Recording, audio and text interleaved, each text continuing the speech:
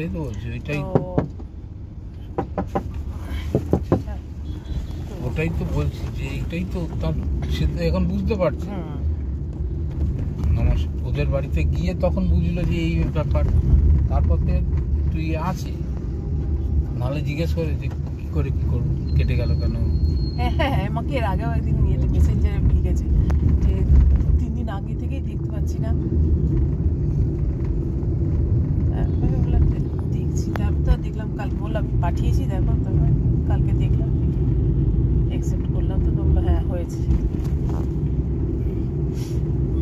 সেটাই বলছি, ওটা একটা আসলে কি বলতো, মানুষ মানুষের সাথে না মিশলে না, সেটাই তো, কেউ কাউকে চিনতে পারে না, মিশতে দেয়নি তো ওরা তো মিশার মতো নিয়ে করা। যেমন মাসিরা যখন আসতো বা তোমার দিদিরা যখন আমার ঘরে আসতো, ডেকে নিত, সাথে সাথে ডেকে নিত, ভাবতো বোধহয় কিছু বোধহয় বলে টলে দেবে বা কিছু।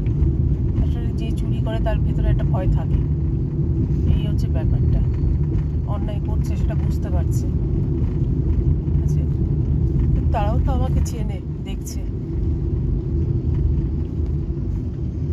তুমি একটা কথা কি উপরওয়ালা চাই না, তোমার কিন্তু দুই দিদির ইয়েটা তোমার বেশি, এটা বাবারও ছিল, এটা বাবারও ছিল। হ্যাঁ, বড়দিরও ইয়ে ছিল, কিন্তু বড়দি তো সেরকম একটা আসতো না, বড়দি অনেক বড় না, বড়দি তো আসতো না, নাহলে তোমাদের মানে 3 দিদি ভীষণই ভালো, ভীষণই ভালো।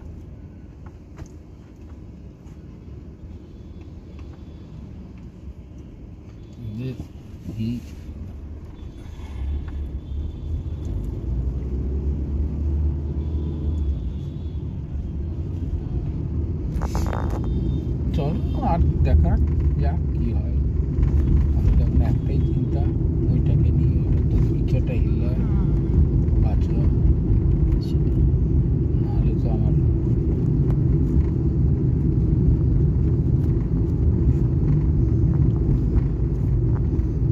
ভালো আছে।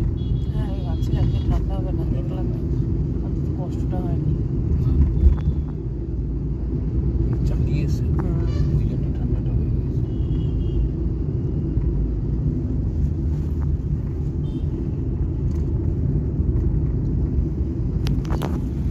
পয়সা বানিয়েছে, চিন্তা করতে পারো, সবাই বাসে আসছে, কি আরে বাসে আসছে,